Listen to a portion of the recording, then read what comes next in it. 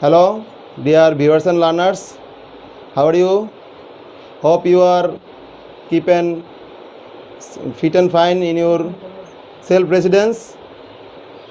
You know that all the education institutions are closed due to world pandemic COVID-19. So, this is my third class with you. Today, I will discuss with you about an important subject of class 8. Please, dear students, you give your kind attention to me. Narration is an important topic of class 8. Today, we will discuss about narration. তো সুপ্রিয় শিক্ষার্থীরা, তোমরা একটু মনোযোগের সাথে follow করো। আমি প্রথমেই বলে রাখতে চাচ্ছি, ন্যারেশন বিষয়টা এমনই, এই টপিকটা নিয়ে আমাদের অধিকাংশ স্টুডেন্টরা ভয় পায়। ন্যারেশনটা অনেক কঠিনভাবে, যার কারণে ন্যারেশনটা করতে কেউ চায় না, ন্যারেশনটা থেকে সবাই দূরে থাকতে চায়। এই ভয়ের কারণে আমাদের অধিকাংশ ছাত্রছাত্রীরা ন্যারেশনে ভালো মার্কস পরীক্ষাতে পায় না। তবে আমি আশা করছি তোমরা যদি আমার সাথে থাকো, আমার এই ক্লাসটি করো, আমার এই ভিডিওটি ভালো মতো দেখো, আমি ন্যারেশনের এই ক্লাসটা, আমাদের ক্লাসের ডিউরেশনের সময়টা একটু কম থাকার কারণে আমি ক্লাসটিকে, আমার এই ন্যারেশনের টোটাল ক্লাসটিকে কয়েকটি ধাপে বিভক্ত করব, কয়েকটি পার্টে বিভক্ত করব। আমি তোমাদেরকে প্রথমে বলে রাখছি, তোমরা আমার ধারাবাহিক ক্লাসের অনুসারে আমার এই প্রত্যেকটা ক্লাসের সঙ্গে থাকলে তোমরা শেষ পর্যন্ত ন্যারেশনে অবশ্যই ভালো কিছু করবে, ন্যারেশনটা তোমাদের কাছে অতি সহজ হয়ে যাবে। তো সুতরাং তোমরা ধারাবাহিকভাবে আমার এই ন্যারেশনের প্রত্যেকটি ক্লাস তোমরা অবশ্যই দেখবে। তো আমি আমার মূল আলোচনায় ফিরে যাচ্ছি। ন্যারেশন, আমরা প্রথমে জেনে নেব হোয়াট ইজ ন্যারেশন। ন্যারেশন কি? ন্যারেশনের the Bengali meaning of narration is উক্তি। The Bengali meaning of narration is উক্তি। The another name of narration is speech. I can write in the board speech, SPEECH, speech. Speech, narration, অর্থ উক্তি। The Bengali meaning of narration is উক্তি।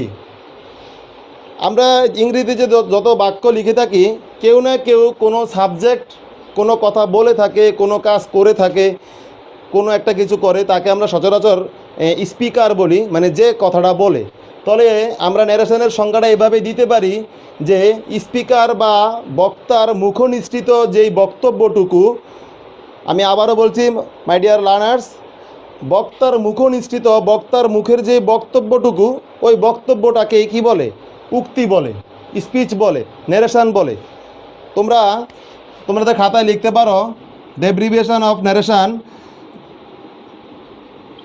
বক্তার মুখের বক্তব্যকেই উক্তি বলে। ঠিক আছে? তাহলে বক্তা তার এই মুখের বক্তব্যটাকে ন্যারেট করা তো ন্যারেশনের আসলে, যদি আমি একটু ন্যারেশন ওয়ার্ডটাকে যদি একটু ডিসকাস করি, ন্যারেশন হচ্ছে ন্যারেট করা, বর্ণনা করা, একটা আলোচনাকে প্রসারিত করা, বুঝিয়ে দেওয়া। এখন বক্তার মুখের এই বক্তব্যটাকেই উক্তি বলে। বক্তার এই মুখের বক্তব্যটা বিভিন্নভাবে হতে পারে। বক্তার এই মুখের বক্তব্যটা অবিকল বক্তা প্রকাশ করতে পারে, বা বক্তার মুখের বক্তব্যটার অর্থ ঠিক রেখে এই বক্তব্যটাকে অন্যভাবে ঘুরিয়ে ফিরিয়ে প্রকাশ করতে পারে। এই প্রকাশের ভঙ্গি অনুসারে, বক্তার এই বক্তব্যটার প্রকাশের সিস্টেম, প্রসেস অনুসারে আমরা ন্যারেশনকে দুটি ভাগে ভাগ করতে পারি। My dear students, follow the board. প্রথমে আমরা লিখতে পারি ডিরেক্ট স্পিচ, অর্থ প্রত্যক্ষ উক্তি। 2 নম্বর আমরা লিখতে পারি ইনডিরেক্ট স্পিচ, অর্থ পরোক্ষ উক্তি। এখন আমরা আলোচনা চলে যাব what is direct speech and what is indirect speech.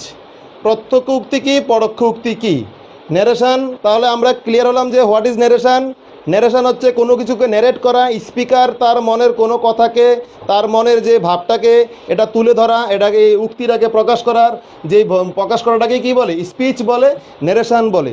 এখন তার এই বক্তার কথাটাকে বক্তা নিজের মতো করে নিজে প্রকাশ করতে পারে, অথবা বক্তার অবিকল প্রকাশ না করে অর্থটাকে ঠিক রেখে বক্তার কথাটাকে ঘুরিয়ে বলতে পারে। সেই উপরে নির্ভর করে ন্যারেশনকে দুটি ভাগে ভাগ করা হয়েছে, ডিরেক্ট স্পিচ, ইনডিরেক্ট স্পিচ। এখন আমাদের এই সিলেবাসে, অষ্টম শ্রেণীর সিলেবাসে, ও আমি ফাঁকে আরেকটা কথা বলে রাখি, আমার এই ক্লাসটা তোমরা নবম দশম শ্রেণীর যারা ছাত্রছাত্রী রয়েছে তারাও ক্লাসটাকে ফলো করতে পারো, আশা করি তোমাদেরও কাজে লাগবে। আমাদের পাঠ্যসূচিতে মেন আলোচ্য বিষয় কিন্তু ডিরেক্ট স্পিচ থেকে ইনডিরেক্ট স্পিচে পরিবর্তন করা, রূপান্তর করা। এই ন্যারেশনটা আমরা যখন পড়বো পরবর্তী আমাদের ক্লাসগুলোতে আমরা দেখবো যে এই ন্যারেশনটা একটা প্যাসেজ আকারে থাকবে।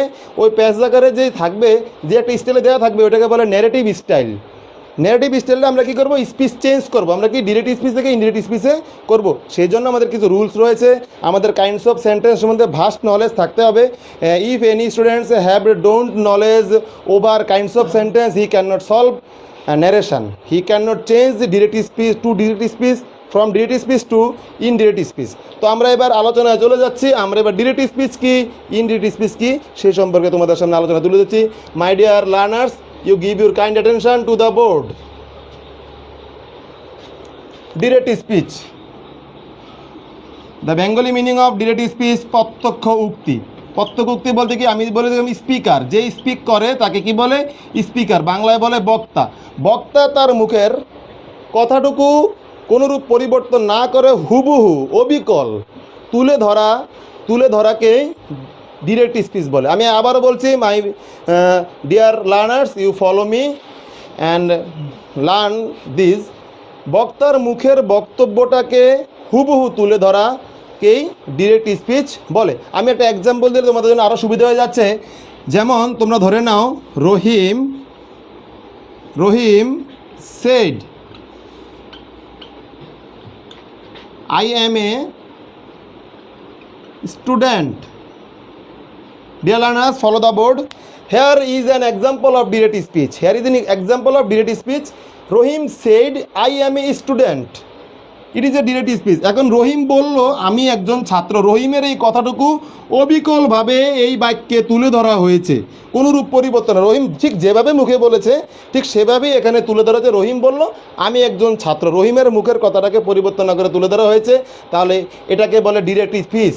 এই বাক্যে রহিম হচ্ছে স্পিকার, সেটা হচ্ছে সাবজেক্ট, যেটাকে ন্যারেশনের ভাষায় বলা হয় রিপোর্টিং ভার্ব। আমরা রিপোর্টিং ভার্ব সম্বন্ধে পরবর্তীতে আলোচনা করতে যাচ্ছি। এবং এখানে একটা নিয়ম অনুসারে কমা থাকবে, এটা ইনভার্টেড কমার ভিতরে যে অংশটুকু থাকে ওইটাকে বলে রিপোর্টেড স্পিচ। আমরা রিপোর্টেড স্পিচ সম্বন্ধে পরবর্তীতে আলোচনা করব, তোমরা আমার সাথেই থাকবে। তাহলে এটা ডিরেক্ট স্পিচ। তোমরা ধারণা পেলে যে Rahim said I am a student. এখন আমি যে সেন্টেন্সের কথাটা বলেছিলাম, যে তোমরা যদি ন্যারেশন সলিউশন করতে চাও তাহলে সেন্টেন্সের উপরে তোমাদের ভাস্ট নলেজ থাকতে হবে। ভাস্ট নলেজ থাকতে হবে, স্যার এটা কীভাবে, কোথায়? তোমরা আমাকে যদি প্রশ্ন করতে চাও তাহলে দেখবে যে আই এম এ স্টুডেন্ট, এই যে ইনভার্টেড কমার ভিতরে যে বাক্যটুকু রয়েছে, এই বাক্যটুকু আমাদের assertive, interrogative, imperative, optative, exclamatory, এই পাঁচটা সেন্টেন্সে যে কোনো সেন্টেন্সে থাকবে। এখন এই সেন্টেন্সটার উপরে নির্ভর করবে আমাদের স্পিচ পরিবর্তন করার যে বিষয়টা। যা হোক সুপ্রিয় শিক্ষার্থীরা, আমি এবার চলে যাচ্ছি ইনডিরেক্ট স্পিচের মধ্যে। তোমরা ফলো করো। তোমরা তোমাদের যখন এই ভার্চুয়াল ক্লাসগুলো হচ্ছে, তোমরা অবশ্যই ক্লাসগুলো করার সময় তোমাদের সামনে খাতা এবং কলম খুলে রাখবে। প্রয়োজনীয় যেই জিনিসগুলো লেখা তোমার দরকার বলে মনে করো, তুমি সাথে সাথে তোমার খাতায় লিখে রাখতে পারো। Second number, indirect speech. What is indirect speech? আমি প্রথমেই বলেছি যে বক্তার কথা অবিকল হুবহু প্রকাশ না করে তা অর্থগত দিক ঠিক রেখে কথাটাকে ঘুরিয়ে অন্যভাবে প্রকাশ করাকেই কি বলে? ইনডিরেক্ট স্পিচ বলে। দেখো, অনেক জায়গায় অনেকভাবে বিশ্লেষণ করা রয়েছে, অনেক বইতে অনেক বিশ্লেষণ করা রয়েছে। আমি যতটুকু চেষ্টা করি যে আমার ছাত্রীরা যেভাবে, যে ভাষায় বুঝতে পারে, বুঝতে সক্ষম হবে, পরিবর্তন করতে পারবে, আমি সেই সাদামাটা বাংলাতে, সাদামাটা ইংরেজি তোমাদেরকে যতটুকু বোঝাতে চেষ্টা করি, তোমরা অবশ্যই আশা করি বুঝতে পারবে। ইনডিরেক্ট স্পিচ, তাহলে স্পিকার, এই যে স্পিকার যে স্পিক করে, স্পিকার তার কথাটুকু, আমি সংজ্ঞাটুকু আবারও বলছি, তোমরা লিখে নিতে পারো। স্পিকার তার সেই স্পিচটাকে অর্থ ঠিক রেখে অবিকল প্রকাশ না করে ঘুরিয়ে তার এই কথাটুকুকে প্রকাশ করার মাধ্যমে যে স্পিচটা তৈরি করে স্পিকার, তাকে কী করে? ইনডিরেক্ট স্পিচ বলে। সাচ অ্যাজ, ওই বাক্যটাকে আমি লিখতে পারি যে রহিম said that he was a student. Dear learners, it's an example of indirect speech. Rahim said that, রহিম বলল যে সে একজন ছাত্র ছিল। Follow the word attentively. Rahim said that he was a student.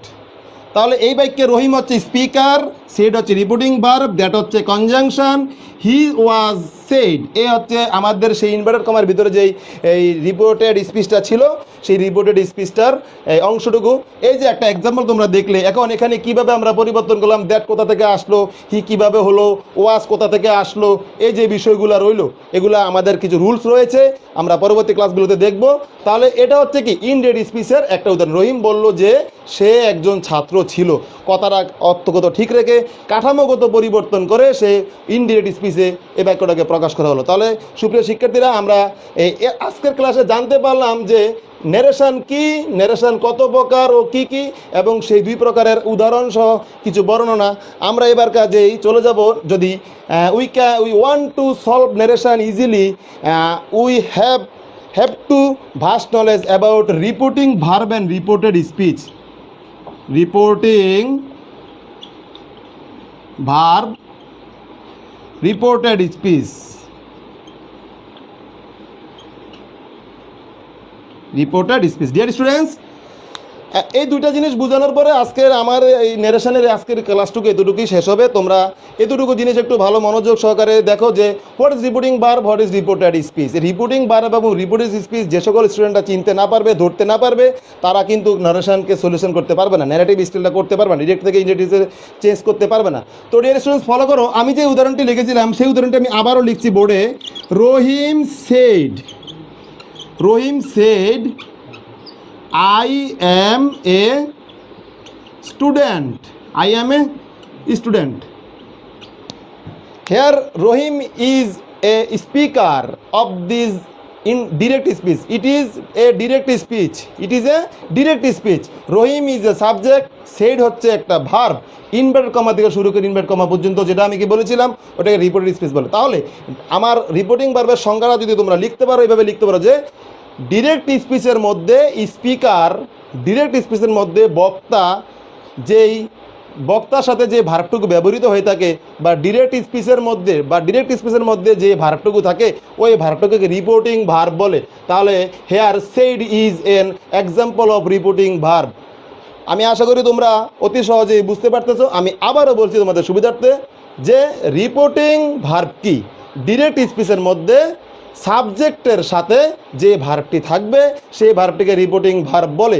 তোমরা বুঝার স্বার্থে ইনডিরেক্ট স্পেসের ইনভার্টেড কমাটুকু শুরু হওয়ার আগে রিপোর্টিং ভার্বের এবং সাবজেক্টের পরে যে ভার্বটুকু থাকে সেটুকুকে কি বলে, রিপোর্টিং ভার্ব বলে। ডিয়ার স্টুডেন্টস, আমরা পরবর্তীতে চলে যাচ্ছি হোয়াট ইজ রিপোর্টেড স্পিচ। আমি যদি এই বাক্যটাকে আবারও লিখি, রহিম সেড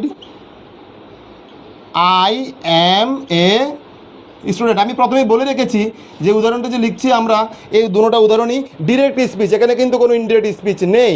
তাহলে রহিম স্যার, আমি বলেছিলাম প্রথমে রহিম হচ্ছে সাবজেক্ট, সেট হচ্ছে রিপোর্টিং ভার্ব, এবং তোমরা বুঝার স্বার্থে রিপোর্টিং ভার্বের পরে ইনভার্টেড কমা থেকে শুরু করে ইনভার্টেড কমা শেষ হওয়া পর্যন্ত ইনভার্টেড